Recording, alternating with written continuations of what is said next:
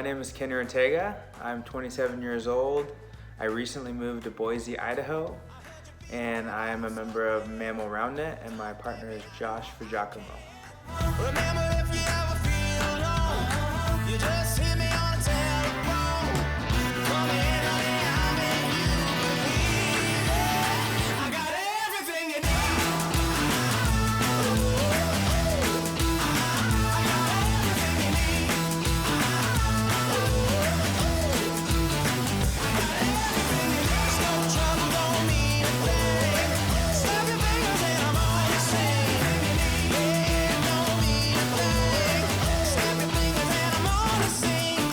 The reason I chose Josh really was regionals last year in Santa Monica.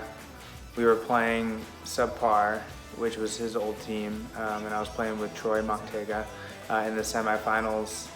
And we were playing in the semifinals, and Josh single-handedly almost beat us in the semis. He was just playing lights out. His serving was ridiculous and just acing us left and right, and he was making great plays on defense. Was really hard to dig as a hitter as well.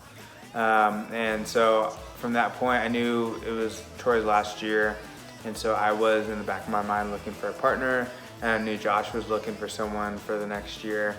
So I just kind of kept in my mind and knew I wanted to be with someone who had a tenacity to play defense, had a work ethic to get better as a player, and then someone who was also just young and had a lot of potential. And I kind of saw all three of those in Josh and knew that he could be really good with the right teammate. I think my soccer background really helped me get good at defense, kind of with quick footwork, having good endurance, and kind of short burst reactionary time, kind of translated well over to Roundnet. And then really it just took a lot of practice, I think, and training my mind to not only see where I was supposed to be, but then training my body to react quickly to what my mind was seeing, knowing that, okay, the set is slightly off on the right side, I need to react and get there to the left side, and doing that with my body reacting to what I'm seeing in my mind. Training those to work really quickly, because you need to do it really fast in Roundnet in order to be successful.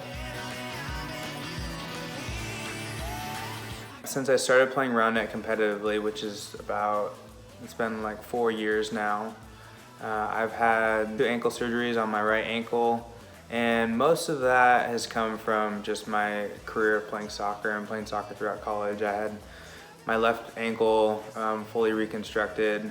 I knew at that point that I needed to have ankle surgery on my right ankle to reconstruct my ligaments that were completely torn, and then I also had some cartilage damage and some bone spurs. And so I waited till after the 2018 Nationals, and then had that surgery scheduled. I always play with a brace now, just as an extra precautionary measure. I tried to go without it, but it got to the point where I needed to do it again because of the pain. And so I scheduled that early November of 2019, and that was a shorter recovery time, so I was going to be fully ready to play with Josh almost for the start of the 2020 season. Probably was going to come back in April, but obviously things got canceled. So that's kind of how it's affected my Roundnet career, and I'd say it's probably playing a factor in terms of how long I'll continue to play. So I started playing Roundnet kind of seriously in 2015, and I remember first Spikeball tournament that we went to was in 2015 in San Diego, and I played on a team of 3 with 2 of my college roommates.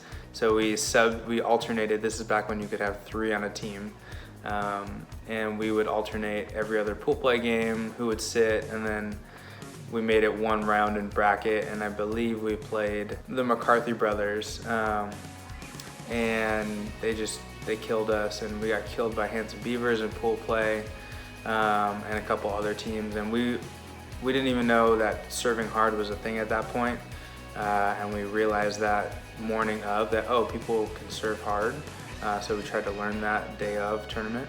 But needless to say, that Buddy and a couple other players from the West Coast that were just like flying around, making super athletic plays, diving over the net, really got me excited about it, and seeing, wow, there's like a really big spectrum of athletes and skill level like to put to this game that I wasn't aware of. And so just started getting into it, and then started meeting more and more players as I started to play more competitively and see their games. My go-to hobby outside of Roundnet for the longest time has been music. I like to write and produce, and used to play a lot of music in shows and such with a band in college. Now more so it's just doing a lot more of producing and writing music. So if you're interested in the music that I make, you can check out Candor Codes on my Instagram or online or on Spotify. You can find that. It's Candor Codes, 2 different words. But yeah, that's me. Thanks for hanging out. Hope to meet you at a tournament soon.